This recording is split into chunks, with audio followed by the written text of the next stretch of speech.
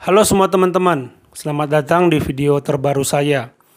Pada video ini saya akan memberi opini atau pendapat saya setelah saya mereview dengan jujur. Pada video sebelumnya silahkan dicek. Asuransi 3i Networks, asuransi CAR 3i Networks.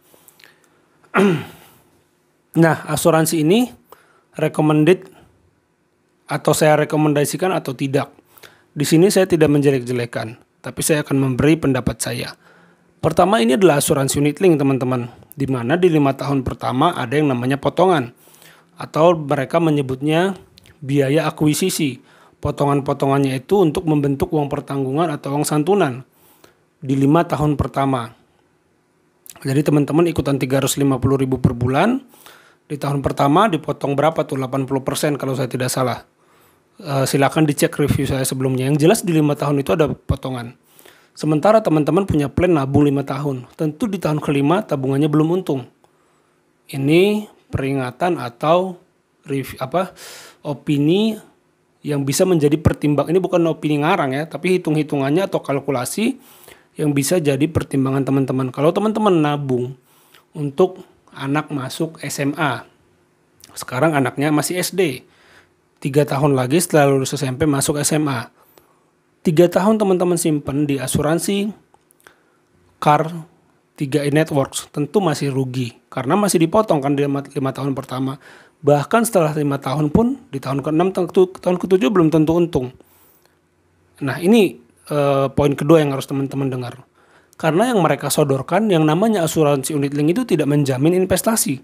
Yang mereka sodorkan adalah ilustrasi bunga rendah, sedang, tinggi. Di antara rendah, sedang, tinggi tidak ada yang pasti. Semuanya hanya asumsi kayak gitu. Bukan bunga real yang terjadi atau akan terjadi atau pasti terjadi. Teman-teman mungkin diiming-imingi dengan bunga yang paling kanan, yaitu bunga paling tinggi. Tapi bunga-bunga itu tidak dijamin oleh OJK dan tidak dikeluarkan oleh Bank Indonesia.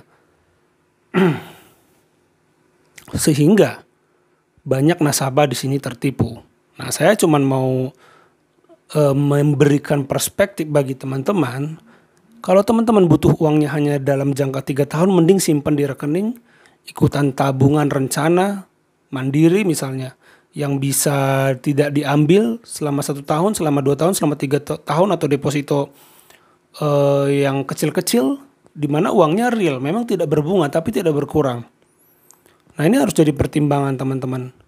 Poin pertama apa yang saya bilang tadi adalah dia punya potongan di 5 tahun pertama. Poin kedua, dia tidak menjamin keuntungan karena yang ditawarkan adalah bunga hasil daripada asumsi rendah, tinggi, dan sedang. Rendah, sedang, dan tinggi. Poin ketiga yang mau saya sampaikan adalah menurut saya uang santunan atau uang pertanggungannya tidak worth it sama sekali. Teman-teman, kalau tujuannya cari uang pertanggungan atau proteksi diri, kalau saya meninggal sebagai kepala keluarga, istri dan anak saya dapat uang santunan, mending ikut asuransi jiwa murni. Saya lihat di BCA itu ada. Itu lebih bagus. Dia memang tidak janjikan unit, tidak janjikan investasi. Tapi kalau terjadi risiko, dengan nominal iuran yang tidak seberapa, uang pertanggungannya jauh lebih besar. 3i Network, aduh, itu apa gitu, maksudnya uang pertanggungannya hanya 20 juta, 30 juta, receh begitu, buat apa?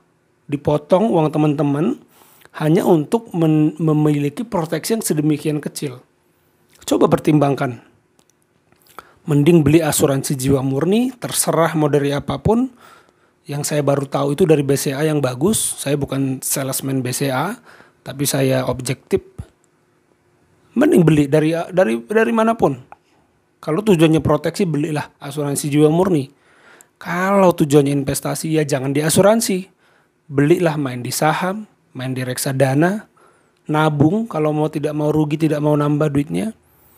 Nah, coba 3 poin ini dipertimbangkan. Teman-teman misalnya gaji pas-pasan, nabung 350.000 per bulan untuk kebutuhan 3 tahun mendatang. Saya tidak rekomendkan asuransi ini. Saya tidak recommended. Kenapa? Ya perlunya 3 tahun lagi, 250.000 kali setahun kan 4,2 juta. 4,2 juta kali 3 tahun berapa tuh? 12 juta 600. Bisa lebih dari setengah berkurangnya kalau teman-teman ikut asuransi unit link, termasuk asuransi Car 3i Networks gitu. Mau dari manapun yang namanya unit link itu ada potongan dulu di awal. Coba dipikirkan gitu, apakah ini tepat untuk teman-teman? Silakan dipertimbangkan. Belum lagi ada biaya-biaya admin, ada biaya top up dan lain sebagainya. Gitu. Dan kalau teman-teman berhenti di tengah jalan hangus. Kalau teman-teman butuh dana sebagian, teman-teman minimal sisakan saldo 5 juta mengendap di sana. Jadi saya tidak merekomendasikan asuransi ini untuk teman-teman yang penghasilan pas-pasan dan butuh uangnya dalam jangka pendek. Kalaupun mau beli yang butuh untuk jangka panjang proteksi, banyak yang lebih menurut saya worth it. Tapi ingat, hanya proteksi, tidak unit link yang ada investasi, ada proteksi ya, unit link mah di mana saja sama. Tapi saya yakin tetap ada yang lebih baik dari yang ada. Berani mereka beri uang santunan, uang pertanggungan dalam jumlah besar. Ada unit link seperti itu.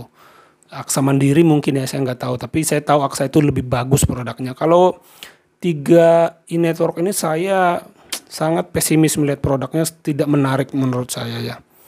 Kalau teman-teman diajak join jadi penjual silahkan. Tapi kalau diajak gabung punya asuransi dengan iming-iming keuntungan, sementara kondisi ekonomi dan perencanaan keuangan teman-teman seperti yang saya jelaskan tadi, mending jangan. Ya, itu aja dari saya, semoga dipahami dan dimengerti. Terima kasih.